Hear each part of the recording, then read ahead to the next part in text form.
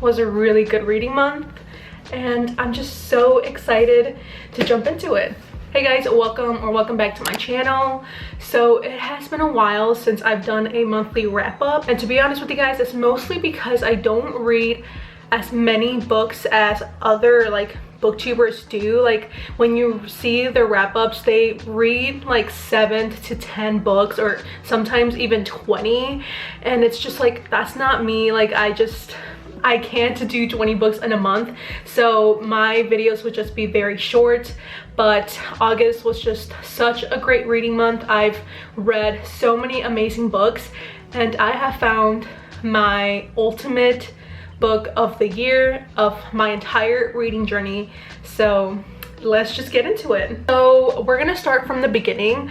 I technically read King of Pride last month in July, but I finished it in August, so I'm just gonna include it because I finished it in August. So King of Pride is the second book in the Kings of Sin series. It revolves around Kai and Isabella. Kai is basically like the good boy. He always does right. He follows the rules all the time. And Isabella is more of like rebellious. Like her family, all of them are like very well behaved, and she's like the outsider. Isabella is basically a upcoming author. She's writing her own novel, and you're kind of like going through her trying to figure out what she's writing because she's kind of in a writer's block. Kai is basically the son of the mother that is running their family company, but she is stepping down and he has to run for CEO with a bunch of other candidates, and you also go through that journey. And it's like really crazy to think that Kai can't be with Isabella because she's not in the right status, so you just kind of have to go through like their forbidden love because she's not perceived successful enough or like groomed properly for Kai, so they're kind of like hiding the relationship and just going through all of that. So you're just basically following them with their relationship and their own journeys. This book is definitely different from her other books because you follow men that are just like really toxic and like really like macho men, and Kai is just he's nothing like the other men from like Twisted series or from the last book. I really love that even though I am finished with the Twisted series, I still get to enjoy them in this series because it still takes place in the same world. So I just giggle whenever I see like Alex or Ava or like Bridget and Rise. Like all of these people at some point will make an appearance here, even if it's just for a little bit. I just really love that aspect of it. Just Kai and Isabella are just really wholesome, and I don't know, it's just really refreshing to see a guy that follows the rules and aren't just like being secretive in any sense or having a motive to whatever they're doing. So yeah, I really enjoyed it though. It's a really good book, and it's a really good and fast-paced read, and I just love all of her books. So I'm really excited for her next book to come out, which I think it's King of Greed, and that's coming out in October. So I just cannot wait for that one. I love Anna and I love all of her books. So the next book that we read was from an indie author, and she is actually becoming really popular right now, so I'm really excited about that. And it is Dusted by Layla Sage, and she did really good with the brother's best friend trope, and I read other ones but none of them compared to this one because it was just so juicy. And obviously like the brother always finds out, and when he finds out, it was so good. I really love this book. It's such a fast-paced read. I think it's like, yeah, it's barely 300 pages, and I finished it in like 2 days because I was just so invested, and it's just a quick fluffy read.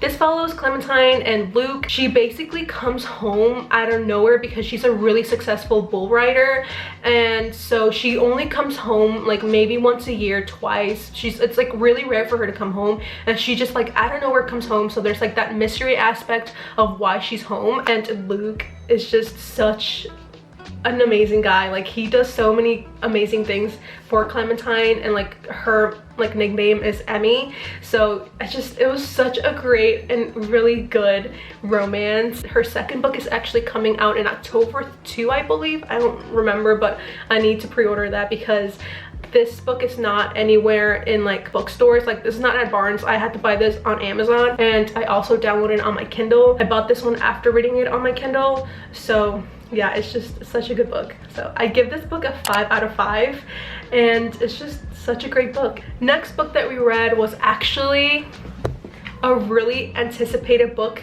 and everyone's favorite book right now, which is Fourth Wing by Rebecca Yarros. I've seen this book everywhere. I remember when it first got published, my husband actually, we were at Target and he picked it up and he's like, oh look, there's like a really nice little cover to it and like the spines, do you want it? I'm like, no. And like I put it back. I literally put it back, and I still beat myself up for it because I just thought that it was just a book that just had a pretty cover on it, and like there was just like nothing to it. It's just such a heartbreaking thing for me to do because I did buy it eventually, but I had to buy it from a reseller. So if you know, it was definitely something that was a little pricey. So I was a little bit skeptical about reading this book, mostly because of the hype. I've never really been done dirty by Book Talk, but I just felt like this had so many expectations, and if you didn't love it, then there was something wrong with you. So I just put it off for the longest time, and August was definitely the time that I was like, you know what, I'm just gonna pick it up and see where it goes. I'm not going to stress about it if I don't love it, and if I DNF it, that's completely fine. So I read it and I loved it. And another thing, okay, so I was on Fourth Wing TikTok, and if you're doing like TikToks and there's spoilers in it, please let people know, because one of the big plots actually got spoiled for me because I didn't know that they were gonna spoil it. So if you guys do TikToks book related, please put spoilers, because I definitely got a really big plot spoiled for me. So yeah. So this book is basically about Violet and Xaden. Their families are basically like really bad rivals. Her mom has done his family really dirty in the past, and they have had history before. So not them, Violet and Xaden, but like their families.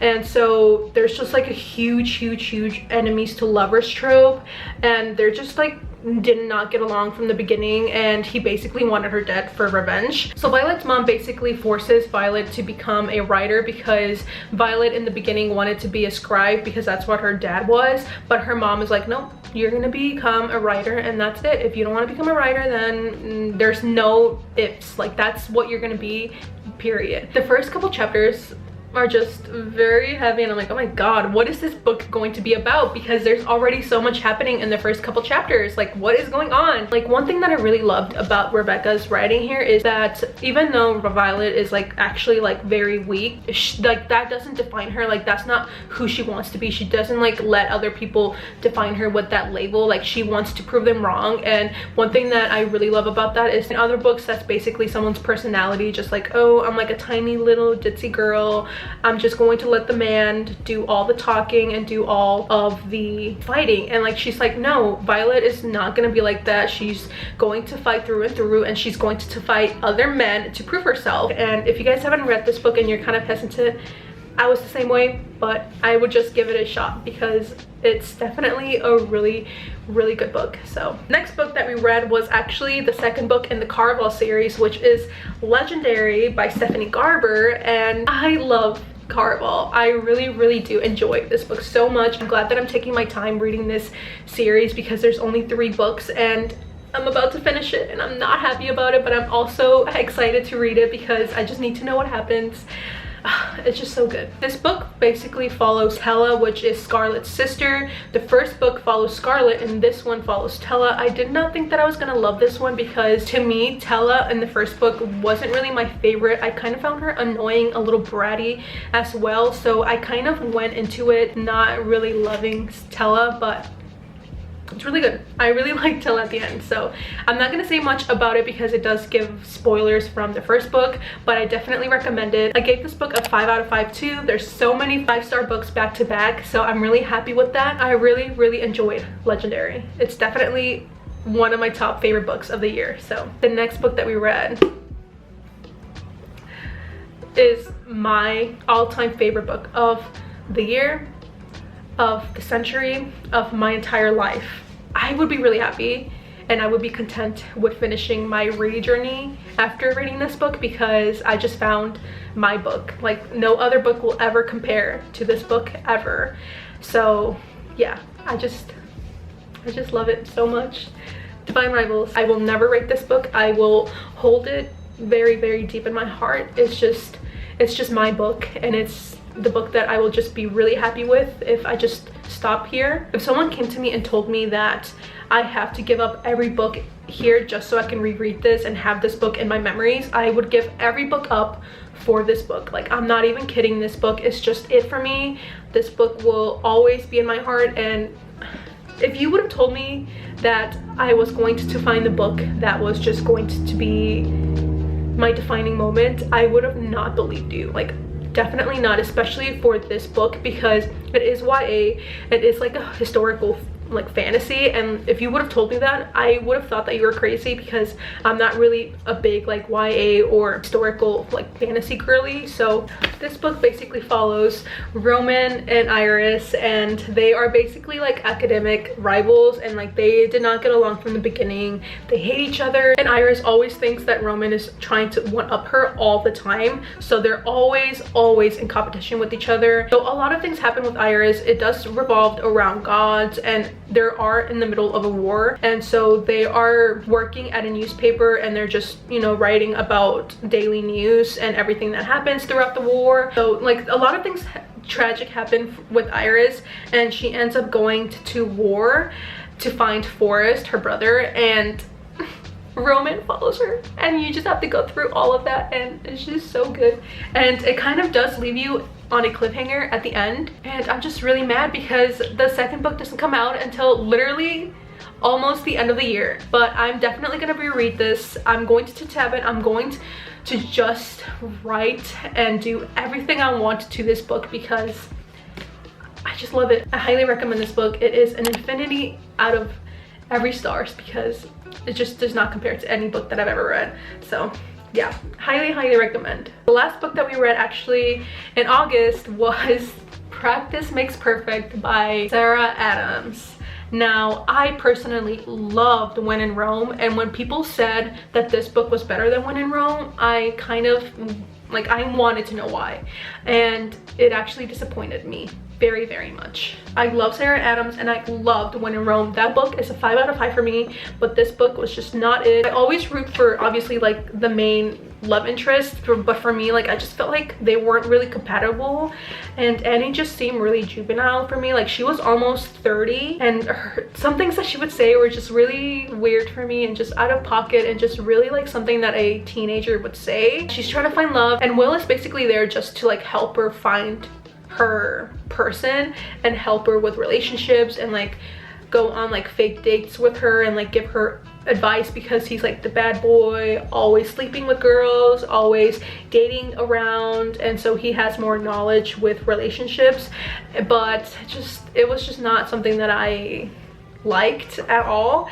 And yeah, I just feel like their relationship was just not really necessary. I think that if you loved cheesy rom-coms, you would really love this book. It's just, I think that I'm just kind of out of that phase where I want to read rom-coms, because I've read so many of them that I'm kind of like fizzling out of rom-coms, because I've read so many of them that they all kind of seem very similar to me. It was not my favorite, but I still do recommend it. It's definitely someone's cup of tea, and it's very highly rated on Goodreads. So I guess that I'm just not really a rom-com girly anymore. So if you are, I definitely recommend this.